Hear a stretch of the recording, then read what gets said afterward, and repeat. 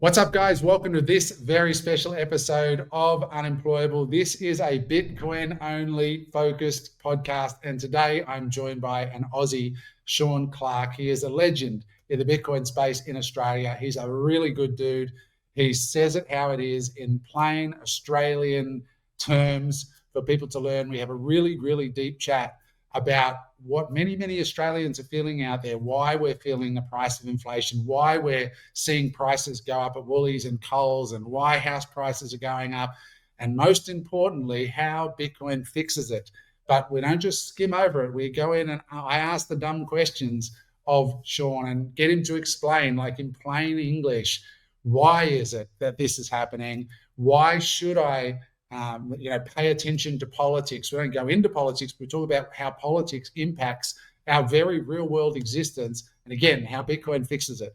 So with that said, please enjoy. It's a great interview. Sean talks about from his first time he was exposed to Bitcoin back in 2013 when it was like $94 through to today. It's an incredible discussion. I think you'll enjoy it. This one is definitely for the Aussies who get Aussie mentality. Enjoy. All right, guys, welcome to this episode. I'm joined today by Sean Clarke from G'day Bitcoin. Sean, welcome to the show. How are you, mate? Yeah, really well, Adam. Such a pleasure. Thanks for having me. Mate, I want to thank you actually because not only have you been doing some great work in spreading the word about Bitcoin just generally, but you've really been helpful to me and Unemployable in helping us get the Bitcoin side of our channel started.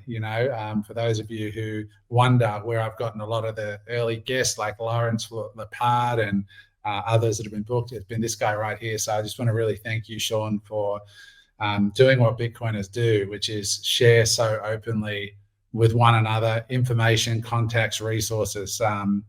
So yeah, really appreciate you, mate. So thank you for that.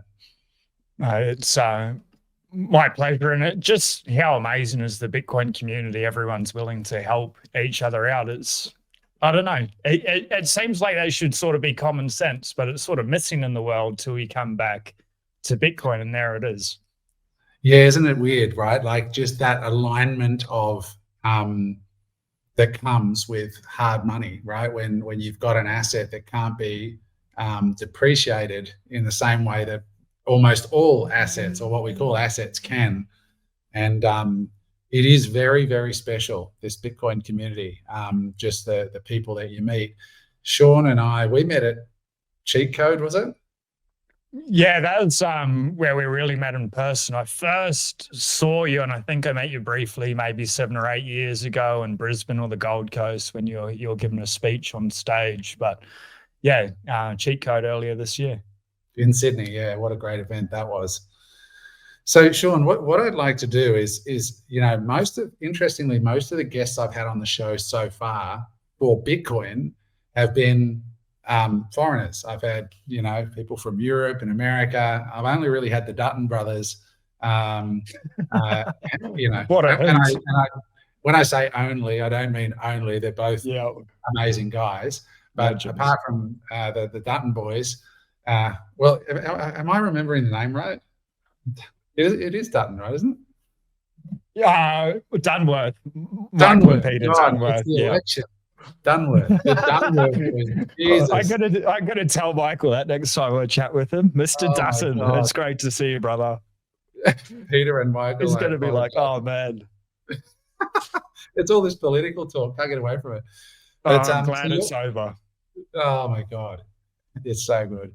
Maybe, Sean, you could just tell us a little bit about your story. Like, how did you come to Bitcoin? What drew you to it? What were your thoughts before you became a Bitcoiner, and so on? Let's start there.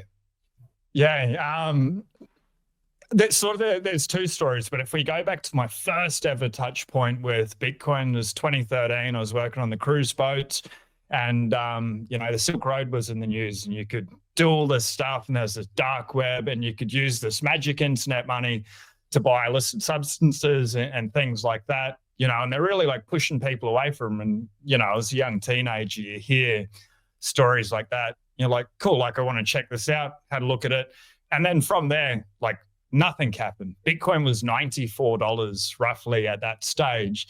I'm like, I'm going to buy some Bitcoin, and then just didn't buy any Bitcoin. Next week, you slap yourself now. The next week is either $94 or $96 Australian AUD. Like, I'm going to buy some Bitcoin. Didn't follow up, didn't do anything.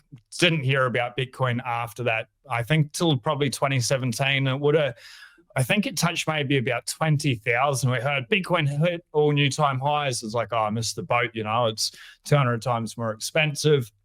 And then come 2019, I just moved back up the coast from Byron, and I called a guy that I was staying with and helping out down there. Very wealthy, sold an internet company for multiple millions of dollars, the wealthiest person I'd met up until that stage, and really gotten to know. And I said, mate, like, I've got $400 in cash here. What stock should I invest in? And he's like, I don't tell my friends what stocks to invest in, because if it goes wrong, we're no longer friends. I'm like, I will literally flush it down the toilet. Like, I've always thought money was, monopoly money. That was one good thing my stepdad taught me. So I knew that cash wasn't going to get me free. I'm like, I'm happy to burn this if you don't tell me. He's like, well, I'm not into stocks. I'm into crypto. I'm like, cool. Like, what's that? And he's like, well, I'm into this thing called Holochain. And so put the $400 into the bank because I had it in cash. So Commonwealth ATM, put it in there, and then figured out how to buy it on coinspot.com.au and bought $400 of Holochain. And like within 2 weeks or something, that it did a 10x. I was like, well, this is pretty crazy. But at that point, after the 2 weeks, after a 10x, I'm like, what is cryptocurrency? And then Google spits out the first ever cryptocurrency was Bitcoin. I'm like, okay, Bitcoin, I've heard about that before, talking about it. And I don't know how it came about because I shitcoined for a long time. But within that 2 week period or from there, I realized Bitcoin was the money. And I didn't know what these other things were. Now I would just believe 99% of them are all scams, noise, or maybe technology. But it's like, okay, I'll keep the gains, 90% of my gains in Bitcoin, and I'll play around with 10%. And the altcoins, a lot of us call them shitcoins for good reason. But I played around there for a little while, doing it, and then just kept like taking the profits out every time I got a 3 or a 5x. I'd put it into Bitcoin, do that. If I thought it'd run, I'd leave it for a 5 to 8x or whatever. And that turned out all right financially. I think mentally, spiritually, I would never do it again. For all the fiat gains, I would not repeat the shitcoining part of my life. 8 to 10 hours in the Discords, Telegram chats and stuff, and just being brainwashed. But I thought there's still like some technology, real world assets or whatever. So I stuck with it for far too long, until I got scams pretty majorly. And I don't really want to go into that, but I'd like just a massive wake up call. I'm like, all of this is fugazi. It's all made up. I'm just going to go Bitcoin only, Bitcoin 100%. And that's been like the last couple of years. But that's sort of the journey, couple of touch points, got into it like out of greed or wanting to get rich quick. And that's like the whole crypto space. Everyone just wants money for nothing. And sometimes it happens. Most of the time people are exit liquidity, and then transition to, okay, maybe they're an investment, maybe they're not, maybe they're technology. They're pretty much all scams. Bitcoin's the money. The money's broken. Let's go down that rabbit hole. And that's really where the G'day Bitcoin podcast and the journey of self-discovery really started to take place. So let me ask you this. I want to touch on the podcasting angle. When you started G'day Bitcoin, the podcast, where were you in the Bitcoin journey? Like, were you properly orange pilled at that point, or were you curious about Bitcoin and wanting to interview Bitcoiners to learn about it, or somewhere in the middle? Yeah. So with G'day Bitcoin, I was like 100% Bitcoin only at that stage. And there's two reasons for the podcast. Like, I don't think it takes that long, say about 100 hours of understand or studying Bitcoin, you sort of have a light bulb moment. Oh, this is very, very special. I need to share this with as many people as possible. So I wanted to be able to give back and maybe help one or two people through my own story. Stay away from the shitcoins or not concentrate on that and provide that value. So that's what I wanted to do, like for the community, for the world, whoever chose to tune in. Sometimes there's 3 people for an episode at the start. But then what I wanted to do for myself was just focus on Bitcoin day in, day out, to really embed it and know that that's something that I needed to pay attention to and really understand. And I think the best way to be able to understand something, at least for myself, is to be able to share my own journey, to be able to teach what I'm learning, to be able to integrate it. And that's really like the ethos and where the G'day Bitcoin angle came from. And how is it? Go ahead.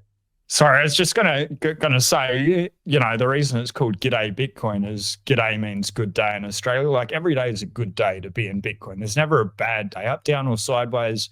It's all good in my opinion. Yeah, I love that. But it also clearly identifies that you're an Aussie and that this is maybe not for exclusively an Aussie audience, but it certainly makes it more appealing, I think. It's a bit like our podcast, Unemployable. People love the fact that it's Aussie. When I say people, I mean Australians love the fact that it's Australians because we have our own take, our own sense of things. And in the Bitcoin space, I think that's particularly worthy of note because Aussies have a very strong bullshit detector.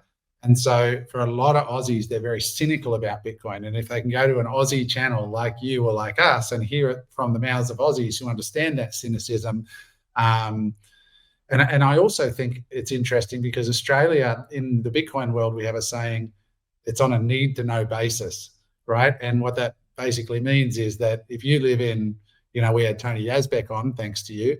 Tony Yazbek was in Lebanon and the government took everyone's money and closed the ATMs. Well, the whole nation had a need to know how money works or better forms of money. When you're blessed to live in Australia, you live in one of the richest countries in the world, one of the safest countries in the world, one of the countries in the world with the most stable, profitable banks in the world. So we're sort of the last of the need to know people in the world. So we're sort of hard to educate when it comes to this asset class.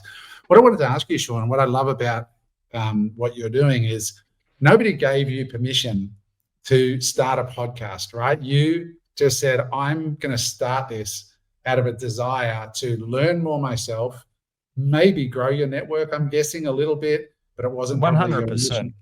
But also just to be of service to others. Can you talk about like what it was like making your first podcast? Like, how did you go about it? How much did it cost you to set up? Do you do it from home?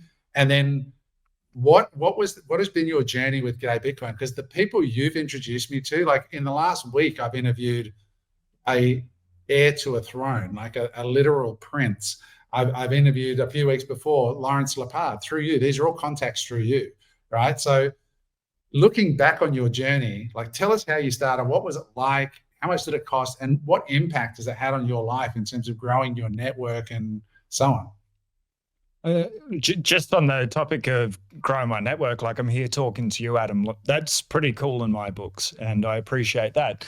But going back, I'm at home. This is a custom-built studio, and we'll dive into the costs of this shortly.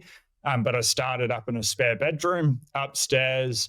I bought I think it was like a $3,500 laptop at that stage, and I connected my phone to it, iPhone with it, and then had the iPhone was connected to the laptop wirelessly, and then into the phone I had like a shotgun microphone. And so, $200 for the microphone, the laptop, and I was pretty much good to go. You can do it even simpler, and I have done it, where you just use your phone, chuck in some AirPods if I'm at the beach or traveling or whatever, and that's zero cost because I own those things anyway. But it didn't take too long through that journey where the computer, just like running OBS and especially trying to stream and then have 30 tabs open. I was covering the news, very solid for about 18 months as well, 5 days a week. And then to have all those tabs, OBS running, which is the streaming software, and then going through a relay and stuff, it was just too much for the computer. It'd start to glitch out.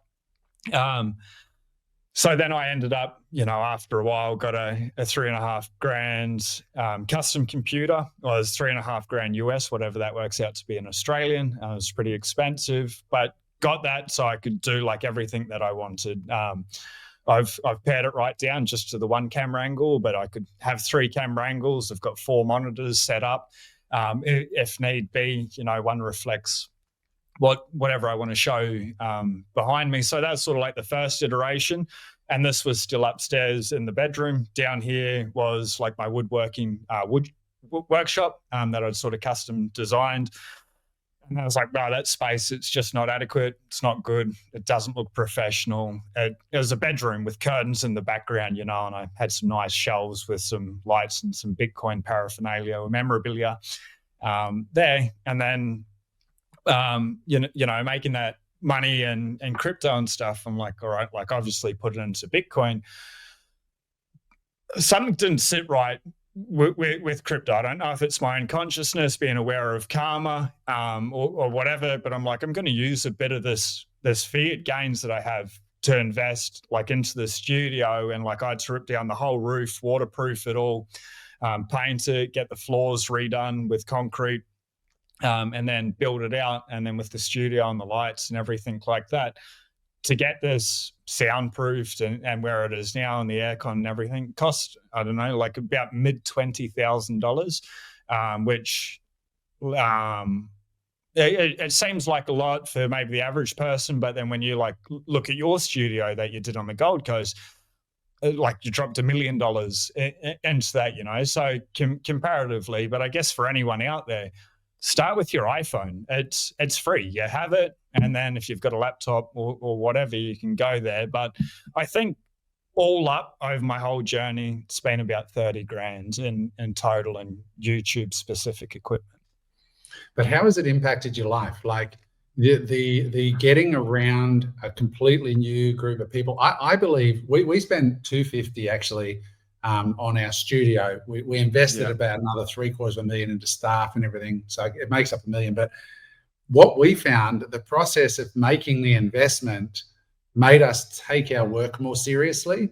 And it's all relative. Like for you at your point in life, right? You're younger than me and different journey, but 20 grand's a lot of money. So when you go and invest the 20 grand, did you find that it basically made you take your work more seriously? It made you feel more like a podcaster, more like you're going to be in it? And then what has been the payoff for you? Not necessarily financially, although there's probably some financial, but in terms of your network, because I've been blown away by your network. Yeah, like 100% from that. I guess like when I was up in the studio and stuff, I was lucky enough at that stage to have Natalie Brunel come on the show as an early Bitcoin guest. Absolutely lovely person. For the female audience, I definitely suggest anyone that wants a grounded take on Bitcoin, Natalie Brunel, Coin Stories, phenomenal. But Natalie shows up, polished backdrop and stuff like that. I'm like, oh, I'm a kid in a spare bedroom, like this is not really the image that I want to put across. And people aren't going to take you as seriously. Maybe I was not spending the money so I could keep saving Bitcoin, but that doesn't come across on camera. So by spending that money, having that outlay, I can sit here with confidence and reach out to people like Greg Foss or Lawrence Lepard or Preston Pish or Mark Moss or whoever it is, Michael Dunworth, Peter Dunworth, Tony Yazbek, etc., and be like, hey guys, like, would you like to come on my podcast? Because I've got a professional podcast studio that does it. And I guess what that's done in my whole life is, but those people I just listed, I've interviewed each and every one of them. I've had them on. I've been able to like share my connection with them, with you, and with other great, amazing people. And I guess, say I was to study Bitcoin by myself, just as me, and I continued to podcast from the bedroom, or I didn't podcast at all, and I wasn't surrounded by the best and brightest minds, I believe, in the entire world. I believe these people have the highest integrity. They're so genuine. They want what's best for everyone on planet Earth. Pretty much every Bitcoiner is against wars, especially the proxy wars and things like that, endless money printing. But by able to be connected to them, it allows me to, like, your network is your net worth, or your net worth is your network. But also, like, the 5 people we spend the most amount of time with is who we become. And I was a bit of a degenerate and a loose cannon, like in my younger years. And then to be able to show up professionally and sit down and have a long form conversation with yourself, or Preston Fish, or whoever it may be, allows me to value myself as one. I think that's like one of the greatest takeaways from Bitcoin is I now have self-confidence that like there's a saying in Bitcoin, you can just do shit. Like you can just do shit. You can just reach out to people. You can have a conversation. And if I have a good conversation with someone like Mark Moss, then when I reach out to somebody else, I'll be like, hey, I just had Mark on the show. I'd love to get you on. And then you sort of start building that flywheel. Or they start talking, be like, hey, you should really go on Sean's podcast and have a conversation, get the signal out there for the Australian Bitcoin community, ABC. It's been amazing in every way. It's really hard. I've never been asked that question. It's really hard to think of it on the spot, but podcasting about Bitcoin and focusing on Bitcoin has changed every area of my life. And if there's already good areas, it's refined, it's sharpened them, and it's given me clearer insight and more focus to continue to show up and be the best that I can be in each moment. And I may not always get it right, but I've got something hard, truthful, factual to be able to base my life on and use that as a stepping stone. Like I've got a solid foundation now. Yeah. Look, thanks for sharing that. I wanted to go down that path at the start just because I thought and I want to get into the Bitcoin, and I want to talk about you being a degenerate coming up and all that stuff so that people understand that you can change in life. And I want to talk about the values of Bitcoin. But for those, and I love that Aussie Bitcoin community, ABC, that's very cool. For those who are not really sure of who we're talking about with some of these names, like Preston Pish is a West Point graduate from the United States, right? Like he's won medals of valor in military combat. Lawrence Lepard is a Harvard graduate, sold a company that he bought for $2 million for $250 million. He's a very well-respected former finance guy based now in Florida. Like these are global names and contacts who are, very, very smart people. And every time I interview, I just went to a Bitcoin meetup 2 nights ago here in Limassol down the beach. I just went on meetup.com and put in Bitcoin, and I went down there, and every time I turned up, they all knew each other. I was the new guy. And I just sat there in awe just of how much smarter these people are than me. And that's just Bitcoin, but they're so welcoming and so happy to have you there. And what's your story? And tell us how you found Bitcoin. And I find it really fascinating and interesting. And I hope people listening, what you're getting from this is one of the things I wanted to highlight is that I got a text this morning from a follower on Instagram saying, oh, I saw your thing about Bitcoin. I put something up about Bitcoin, and they said, should I buy it right now? And I said, what you should buy right now is the Bitcoin Standard, because if you haven't read that, before you buy Bitcoin, read that, because it's more important to know what you own than it is to own it, because otherwise you won't keep it. And so by doing what you've done, Sean, every other day, you're talking to a Bitcoiner. And so your conviction, your belief, your learning, and if you're anything like me, I've been doing it now 7 years. When I say doing it, owning it and growing my stack. And I still now, every time I talk to a Bitcoin, I learn something that finally, something that I heard 5 years ago from somebody really smart, finally pops into my head and I get it. Like, do you have a similar experience? It is hard to learn. It does take time, which is why full immersion is so helpful. Yeah, just on those books, so the Bitcoin Standard, Safety and a Moose, definitely read that, or alternatively, The Big Print by Lawrence Lepard. But like I had a very, very real experience with this with my wife over the weekend. And I know this question's more aimed at me, but it's probably easier because it just happened. For the last, 5 years, every Bitcoin book that I've read, once I've finished it, I'd try give it the Bitcoin Standard. I'd get it back, I'm not reading that, or Beers for Bitcoin, or whatever it is, these amazing Bitcoin books, and just wasn't interested. So I blackmailed her into listening to the big print over the last 2 weeks, like while we traveled down south and back up. And yesterday we're watching or listening to the end of it, and she's crying in the car seat next to me, and like while we're listening to Walker's silky, smooth voice. And I'm like, what's wrong? And she's like, oh my God, like, thank you so much. I didn't get it. Like, I thought maybe you're just a little bit crazy, or this was just an investment. But she's like, you've saved us. You've saved me. You've saved our family. You've saved like her parents, my parents, and stuff like that. She's like, thank you so much. I didn't get it. And she's like, I didn't know all the time why you kept showing up on the Bitcoin podcast and stuff. She's like, now I do. Like, I really get it. This is so important. And like, I have the saying, read the books or eat the bugs. It does take a long time to understand Bitcoin. It takes about 100 hours to get a good idea. I think Lawrence Lepard and the big prints condense that down to about 13.5 hours. The Bitcoin Standard about 15 hours. Read either of those, audiobooks, whatever, but you need to put in roughly about 100 hours. And people like, I don't have 100 hours. I understand everyone is so busy. Inflation's going through the roof. We can talk about that in Australia. People are running faster and faster and faster just to stand still, but they're going to work, I think, 60 to 80,000 hours in somebody's average life. 100 hours to actually understand money. And by going down the Bitcoin rabbit hole, you'll understand money better than most people on the planet. Even if you buy Bitcoin or not, it doesn't really matter. It's to be able to provide value to the marketplace in whatever reason, and to receive value back in the form of money most of the time. But what is money? Well, like, by definition, what we get paid and what we think we're receiving and what gets deposited in our bank is not money. It's actually fiat currency. But if we just want to call, like, we're all learning money, fiat, okay, that's fine.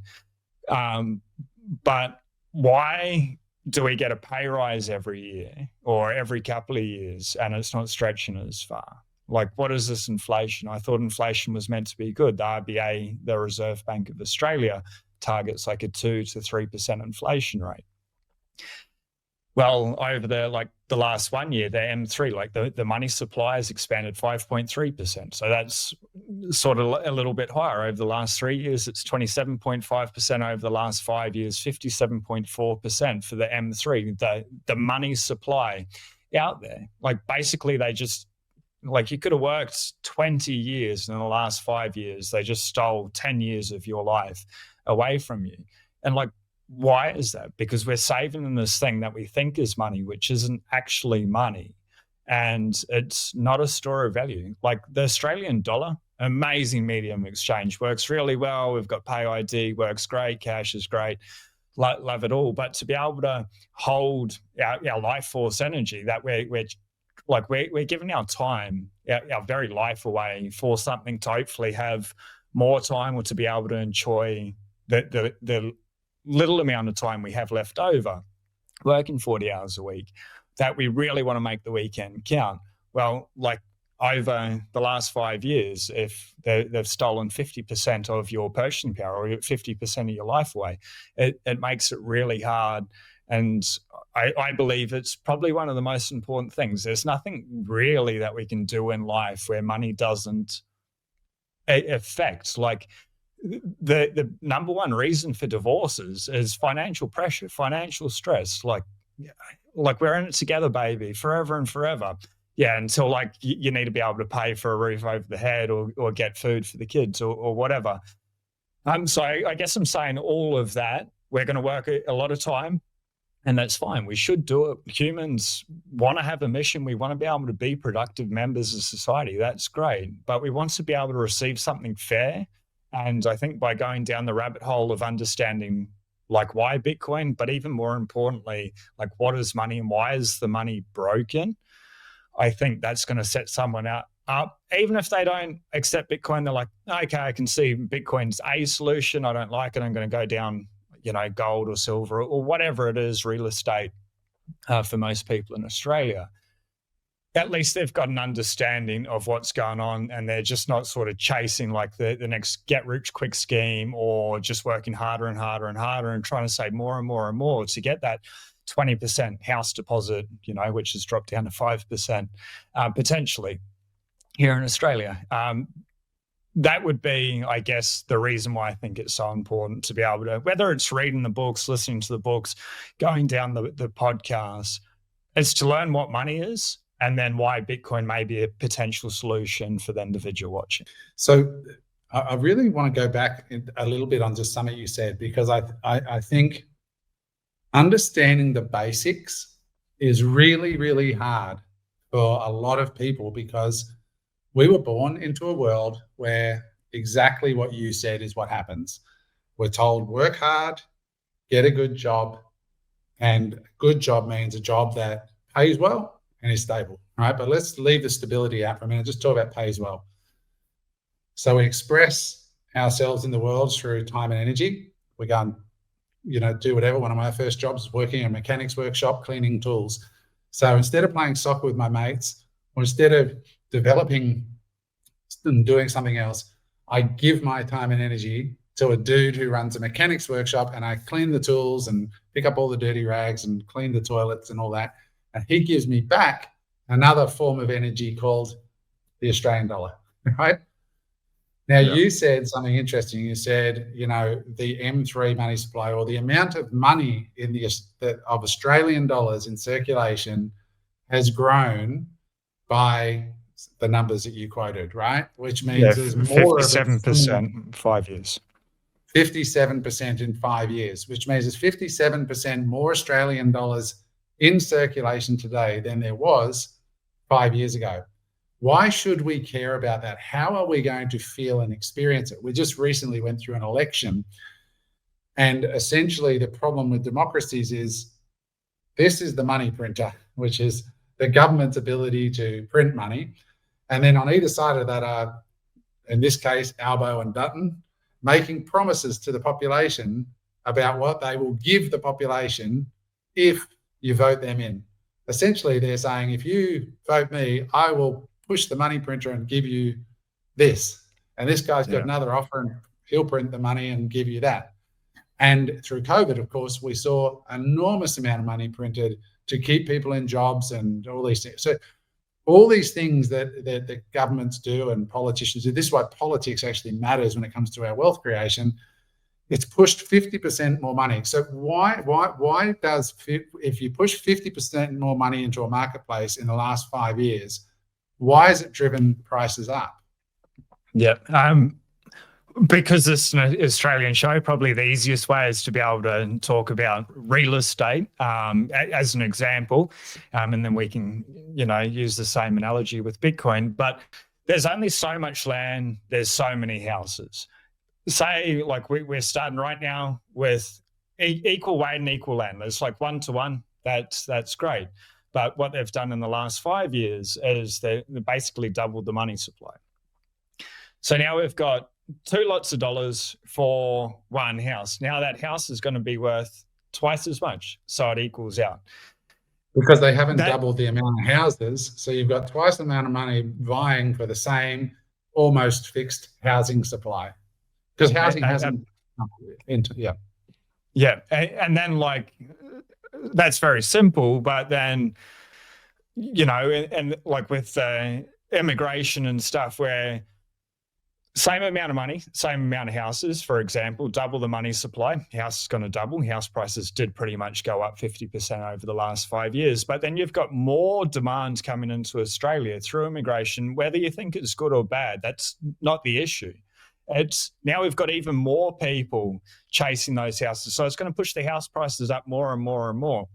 And then people are going to complain, housing is so expensive. We need to be able to, we need a handout. We need the government to fix this. And the government may be like, all right, we're going to airdrop money to everyone. You put in 5% deposit, I'll put in 5% deposit or whatever. For example, that money needs to come from somewhere, which is the money printers. So then we get even more money coming in. Now there's $3 chasing like the two houses, well, it's going to push it up even more. And eventually we get to a point where inflation goes from inflation to hyperinflation. Now, hyperinflation's the money supply being debased about 50% month over month. We're nowhere near that. Like it's 50% in the last 5 years. But like over the last 10 years, Adam, it's 109.9%, them three money supplies gone. So like we've lost 100% of our value over the last 10 years. Well, another way to say it is everything costs twice as much. And that's the sleight of hand that people don't understand. People say, I didn't lose anything. Well, you did. It's just the prices went up. So your buying power, cost of a house is double. Cost of most things in the supermarket are double. So, you know, you did lose, but it just, you don't feel like you lost because you got twice as much money, but you lost.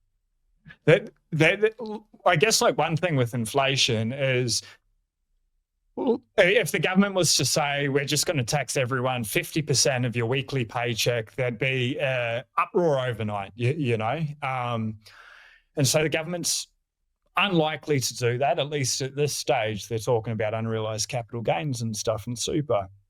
But they're not going to go out and be like, we're just going to blanket tax people, give everyone a 50% haircut or whatever off your taxes. But they've got the sneaky tax, which is inflation, which is the money printers. So everyone is earning more in nominal terms. You know, if you sell a house, there's a larger capital gain. So it's a way that the government can get more tax receipts in without the population having an uprising, or they do it sneaky as well. 2 to 3% inflation. It's not too bad. Well, it's run a little bit hotter than that over the last 4 or 5 years. But people sort of don't notice that little creep, that little sleight of hand. And that's why the government loves it. And that's why they're going to continue to keep doing it. And I guess like the biggest point on inflation is that they, the government, the people in charge, but also the voter base and stuff, don't like the idea of a recession. They want house prices to keep going up for everyone to feel good financially. So they're going to keep doing these things, but eventually it does get to a point where it runs away. But literally for the rest of our lives, unless they come back to a hard money standard, which is gold or Bitcoin, sort of silver to a lesser extent, hasn't worked for money for a long time, they're going to print money and the dollar's going to inflate literally for the rest of our lives. I don't know if there's a way for them to stop it apart from austerity, and the government's not in favor of that because it's not going to allow them to get revoted in. People love free money. Everyone wanted the handouts, the checks during COVID. Okay, yes, that was great and that really helped people out in that moment. But the inflation that we've got in this country now, everything 40, 50% more. That's why that happens, is because there's always a cost. It may just not be straight away and it's going to come. Milton Friedman said that printing money is like alcohol. The best effects are felt at the start, but then you have the hangover, afterwards. And that's what's happened in Australia. Like everyone was like, oh, how good is the government when ScoMo and all that handed out the checks. And then now we're dealing with it. So the Liberals handed out the money, the Labor did what they did, and ultimately everybody got poorer as a result of the actions of both sides of Parliament, or government in Australia, which is terrible. But it's interesting for Bitcoin is the inverse is true, because we have this fixed money supply, and in many countries, Sean, as you well know, if you live in a highly inflationary place like a Lebanon or in Argentina, where when you go to work and get paid in Argentine pesos, the first thing that Argentines do is go to an exchange and convert it into USDT or Bitcoin, right? Yeah. Because they're getting their money out of this money that's going to be less in a week's time and into something that at least is going to be stable, which is in their mind the US dollar. So they go and buy a digital token, which is pegged to the US dollar, or they buy a Bitcoin, which they can't inflate, right? And so what happens is as more and more of the world start to be, and Australians, as we said at the start of this podcast, are the last on the need to know basis because we've got the most stable banks and beautiful place and a rich country. But when I interviewed Lawrence Lepard, he said, imagine a cinema and imagine smoke starts filling that cinema. Sooner, everyone sits around going, is that smoke? Do I smell burning? And all of a sudden it's like, maybe there's a And then when somebody yells fire, everyone's running for the exits. And as Bitcoin holders, what's interesting is when you run out the door and you start looking for alternatives, and people look around, they see this hard asset. But the problem with the hard asset is if you're buying it then, is that there is no inflationary nature to it. So you have to buy it or bid to buy it off somebody who's got one. And unlike houses or unlike money, like fiat money, there will never be more than 21 million units. And they've, lots of those have been lost. So it's a fixed supply asset. So it works in the inverse if you're owner of a hard asset. That's why they say with Bitcoin, it's slowly, and then all at once. Very interesting. What a moment that must have been for you, for your wife, just sitting there and seeing the realization of these things and hearing Lawrence talk about the defunding of war and the integrity that comes with hard money, the idea that you can go and trade your time and energy in the marketplace, and that time and energy is respected and honored into the future. Not only is it going to be worth the same, but it's probably actually going to have appreciated in value if it's denominated in Bitcoin. It's quite a profound moment that your wife had. How did that feel for you? Like, it must have been incredible. It's amazing. Like, I guess you probably know to an extent as well, Adam, like when you dive down the Bitcoin rabbit hole, you do see like a lot of like quote unquote the craziness in the world and everything that's going on. And it can be a little bit hard to have a conversation with someone that's not paying attention to it. So there would be, she still owns Bitcoin and she's bought some and things like that, but hadn't had that like light bulb, the orange pill moment. So create tension and conflict at different stages, or, like, I don't see this benefit in my life. Like, no, like you spend the bad money first, you hold on to the good money. Things like that. And she's like, you never want to spend it. And now she's like, oh, I understand why you never want to spend it. So that makes it just a lot easier. It's like communication relationships. Men and women, at least the way I perceive, we have different ways of communicating, and we need to learn the other person's communication style. And then to be able to understand like what I'm saying or what I mean when I talk about Bitcoin, or why I'm against war, or why this politician could potentially be better, or why money printing's no good. Even when people are struggling, we shouldn't be handing out money. To be able to say those things instead of just seeing that I'm a cold, uncaring bastard. No, it's actually because I care for everyone as a whole a lot more than, the mainstream media would label someone, like, oh, you're far right or you're far left or whatever. No, like, I'm just a genuine human being to my best knowledge and as much as I possibly can. And what I want to do is just like come across in the best way, in whatever way that is, in every area. But for somebody not to be able to understand what I'm saying, even though they're hearing the words, it can cause conflict, tension, or whatever. And then for that to be able to shift so profoundly, like we've already noticed it, since that conversation yesterday, we had a business meeting today, and the whole dynamic had just changed. Everything was just totally different, especially when it came down to talking about money and the finance and the balance sheet within the company. It's I've had a similar experience with my wife, who, she bought some Bitcoin, and at first, we all come for the money, right? At the start, and we come in 100%. And we want the number to go up. It's an investment. We go, okay, I got some Westpac shares. I got a share in this property, and I want to buy some Bitcoin. And I go into CoinStats and I watch the Bitcoin price every day.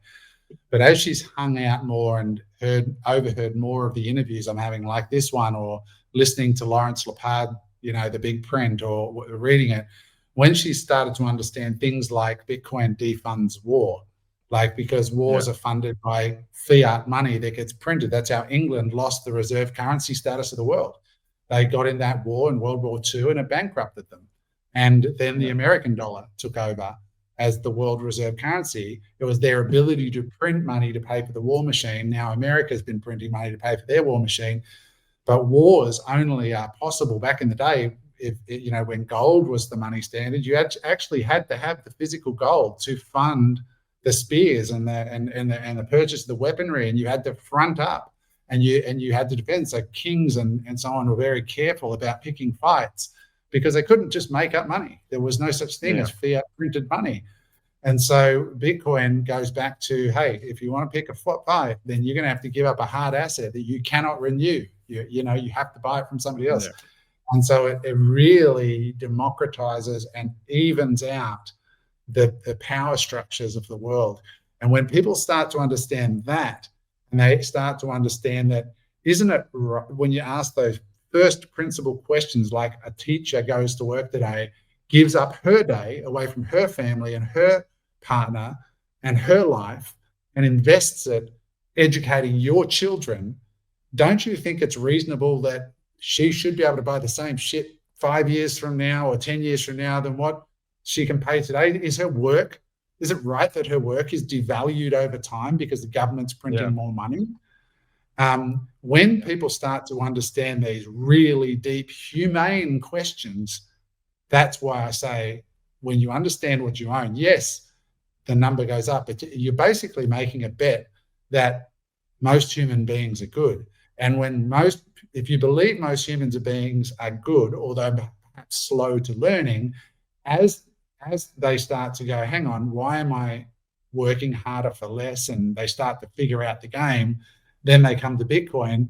Slowly, as the planet starts to understand there is an off-ramp to this insanity, it's called Bitcoin.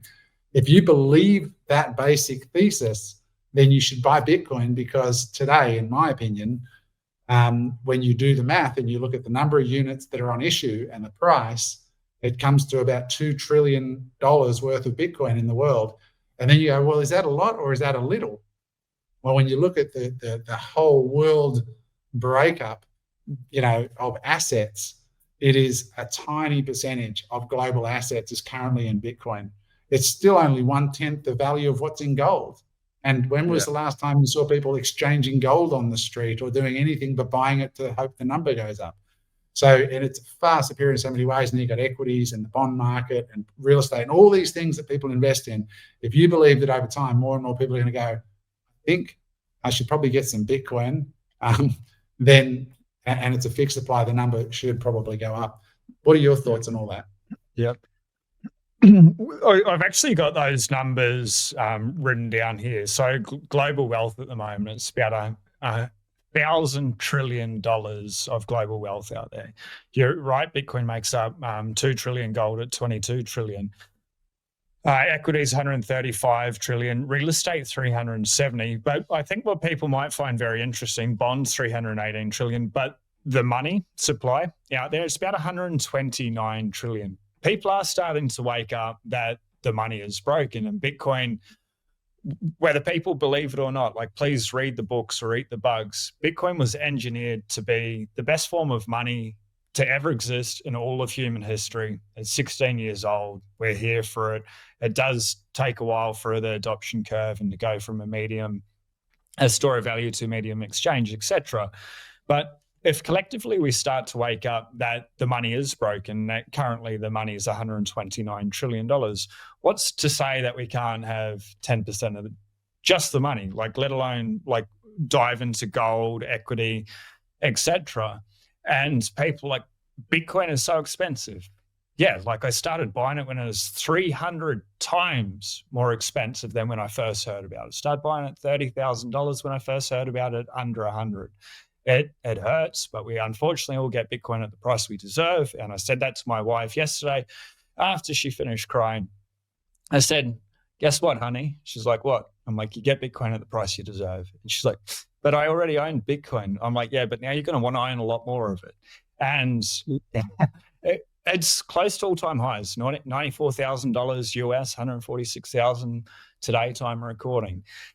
And okay, it's the most expensive it's ever been relative to the past, but compared to what? To where it's going? Well, there's roughly $1,000 trillion that it can start to eat into. So does it get 10% of that? Does it get 30%, 40%, and over what time frame? But as the best form of money to ever exist, I think it's a question worth asking ourselves is how much of that 1,000 trillion? Yeah, exactly. Somebody said to me that if you had $100 note, and that $100 note represented all of the assets in the world, right? Bitcoin would be 20 cents of the $100. That's how much it represents today.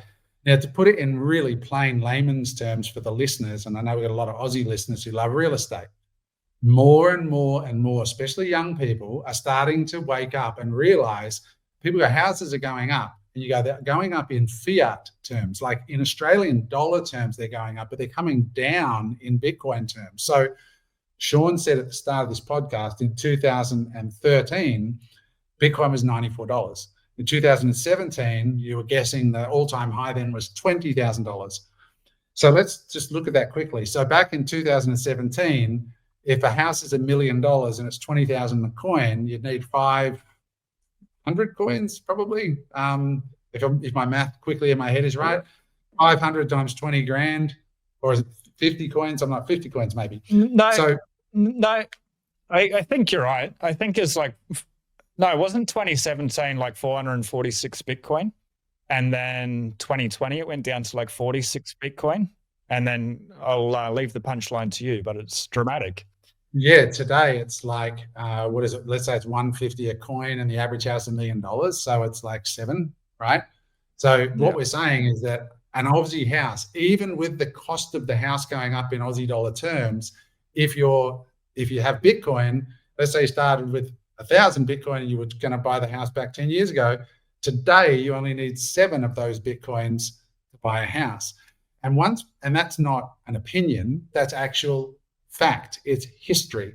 And so when people start to wake up to that, they go, oh, hang on, yeah, Bitcoin is volatile, but it's volatile to the upside over time. And so if you're saving, let's say for a house, if young people coming through now go, why would I save in like a National Australia Bank term deposit when I can save in Bitcoin, and effectively I'm supercharging my savings by doing that? Well, that's a case of money going from that's currently sitting in that 129 trillion of the overall asset pie that's now being reallocated to Bitcoin. I just sold my home because I'm like, why have I got all this money tied up in this home when I can put it in Bitcoin? My home's going up at 7% and I've got to pay land tax, rates, damages, insurance and all this. And it's going up at 7% a year. Or I can put it into Bitcoin, which is going up at 40 to 50% a year. If I look at it over just the last 5 years, if I look at it over its lifetime, it's way, way higher than that. But even if it went up at half of that, at 25%, that's triple the growth of real estate without any of the headaches and all the rest that come along with it. And I believe more and more investors are waking up and going, I might not be as crazy as Adam to sell his whole home and buy Bitcoin, but I might sell my home and put it into something else, and I'll put 10% of it into Bitcoin. And so we're seeing the reallocation of some or all of the allocation to these other asset classes. The bond market's a huge, huge market. The biggest market of all of that 1,000 trillion is bonds. And more bond investors are waking up to the fact that, hang on, is the US government really that safe a bet? For example, if I buy a bond off the US government, maybe I should allocate 10% of my bond portfolio to Bitcoin, right? And if 10% of the bond market moves to Bitcoin and it's a fixed supply asset, it's simple economics. It's the inverse of what Sean explained, where if there's twice as much money and only the same amount of houses, the houses go up. The same with if all this new money comes to Bitcoin and it's a fixed supply, you literally can't build another Bitcoin, once we run out. It's only and it's deflationary, less and less and less get done. So this is just something for all you guys out there to start to really think about out there. And it's a global asset that trades 24/7. It's just not what's going on in Australia. It's what's happening in all parts of the world. Australia is a tiny little market. Sean. One thing I'd like that may be very helpful for people, and take it or leave it, is Bitcoin's volatile. And as Adam said, it's volatile to the upside. But if you're approaching Bitcoin, like, please read the books or find whatever information that you can for yourselves first to be comfortable. But what I'm getting at is at least have like a 4 or a 5 year timeline. Like over the last 5 years, Bitcoin's compounded at 59% year over year is what it's grown. But during that time, Bitcoin went from $69,000 all the way down to like 15,400 or something. So that can be very scary. But if you're to buy the top at 69,000 and you understand, you're like, oh, I'm here for a long time, I'm just going to buy week in, week out for 4 years. You're buying 69,000, you're buying 15,000, and then you're buying everywhere in between. And it's called dollar cost averaging. And then you can just hold it. But Bitcoin and past performance not always indicative of future performance, or history doesn't always repeat, but often it rhymes. Bitcoin's done nothing less than a double over a 4 year period, or maybe like 4.5 years. If that's all it does, your money doubles, or the money doubles in purchasing power over 4 years, like that's great. And that speaks to your point. If it's only 20-25% compound annual growth rate per year averaged out, who cares? As long as it's out running inflation. And because it's so scarce, like our analogy with the houses, they print money, the housing price or whatever, but they can knock down a house and they can build units. They can like condense it. They can increase the supply. And yes, it's slow, but for the first time in history, we've got something where after 21 million, that's it. We're like 94.57% Bitcoin mined supply. There's 19.86 million Bitcoin out there. Like Adam was saying, maybe 4 or 5 million have been lost. But regardless, 21 million, that's it. No more ever. Impossible. Can't make any more. As they continue to debase currency, as people start to realize, I don't want the headache of a landlord. The aircon shut itself. Now that's another $4,000. It's like my whole 6 months profit or whatever gone down. I don't want that. I want to be able to buy something. I want to be able to secure it, store my value, and then provide value and get on, or just enjoy, sit at the beach, pina coladas, whatever it is that you want to do to provide that value to yourself, to society. People wake up like, there's a better way. There's an easier way. Yes, it's volatile. Over time, it's volatile to the upside, but I understand it enough that I'm not going 100% all in without understanding it. And then over time, as your conviction builds, like choose the best allocation, but the wrong allocation, zero. 100%, it's zero. Yeah. I love that, man. That's so good. Like we're so aligned with that. Like I went through that. I've been through 2 bear markets, and it was soul destroying when people would say to me, you sell your Bitcoin yet, Adam? When it was at like 15, 20, right? And knowing that it was at 69 like a year before. And I'm like, I'm not selling my Bitcoin. And they're like, dude, just move on, bro. Like it's over.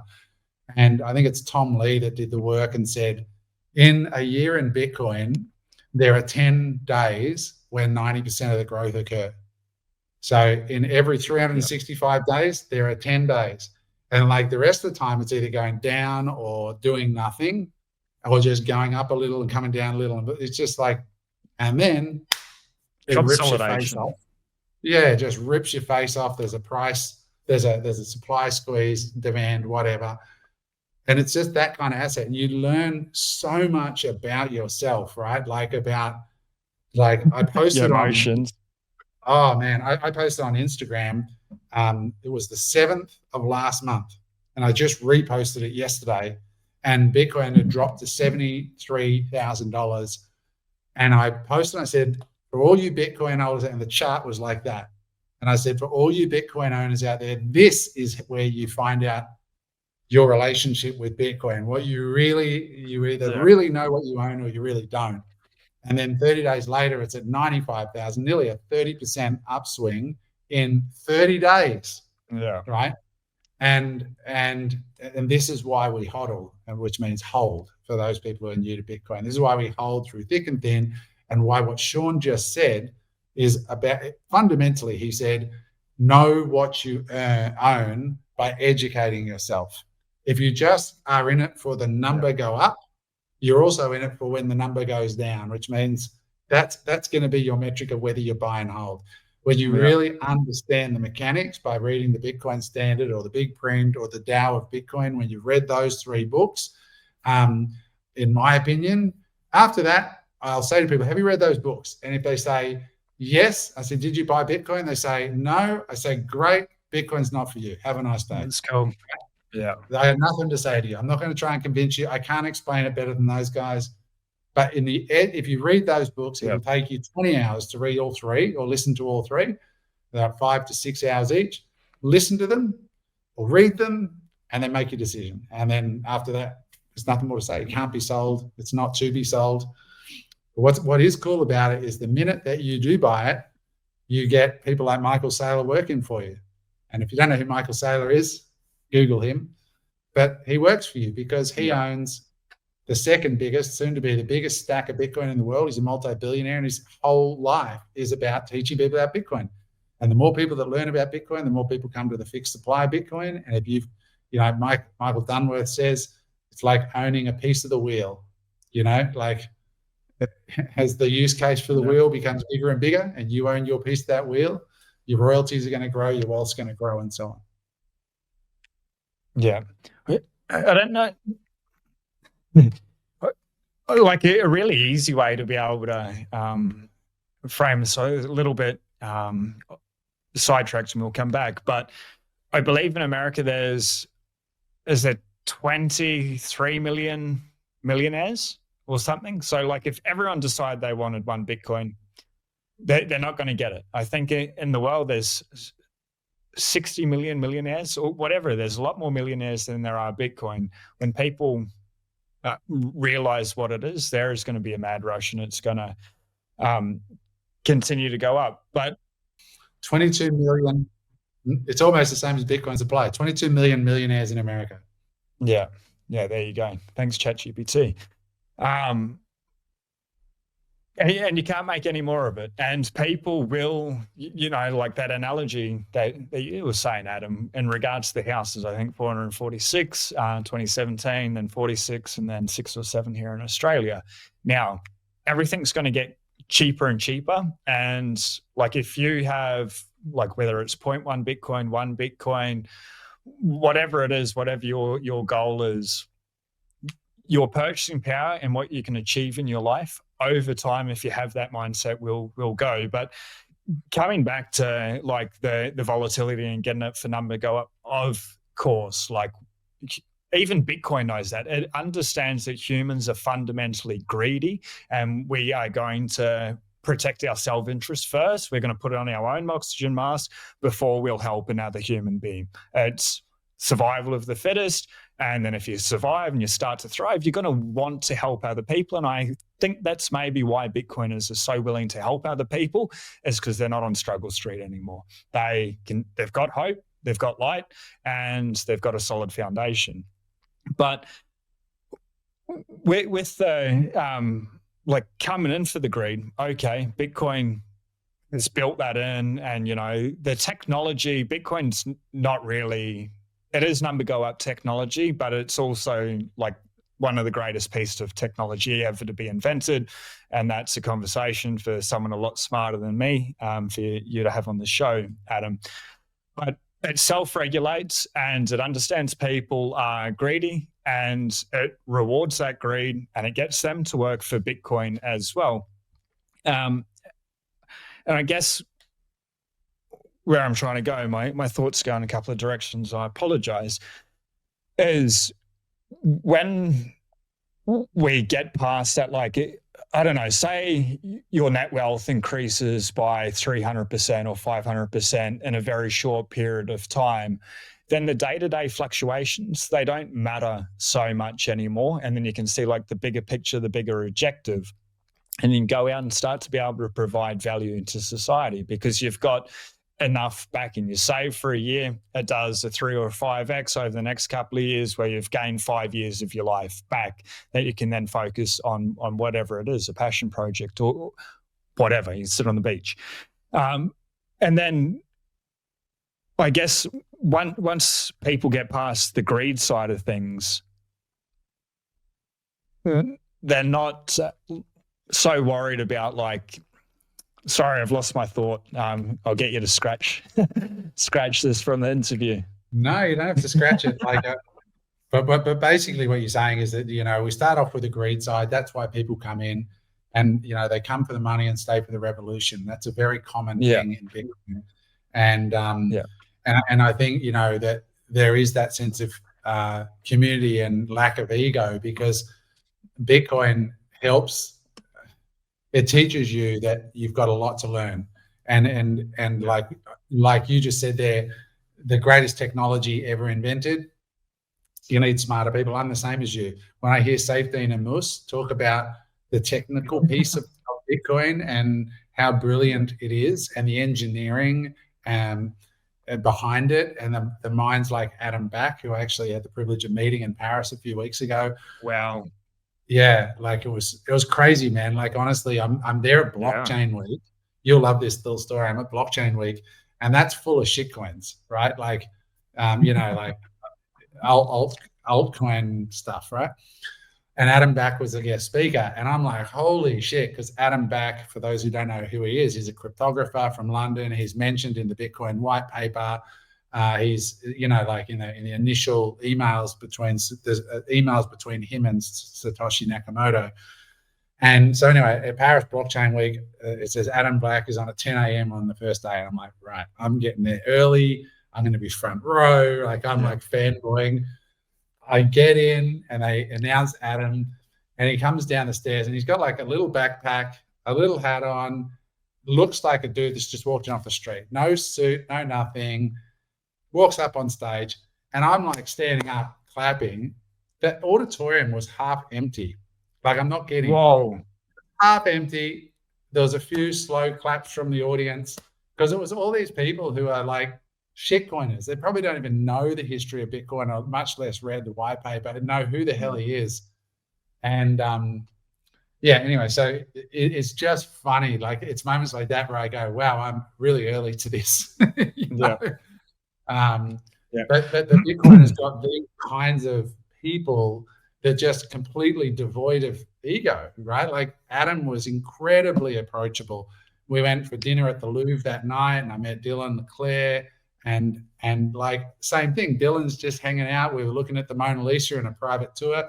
I'm like, hey, Dylan, I'm a big fan, and there's the CEO of the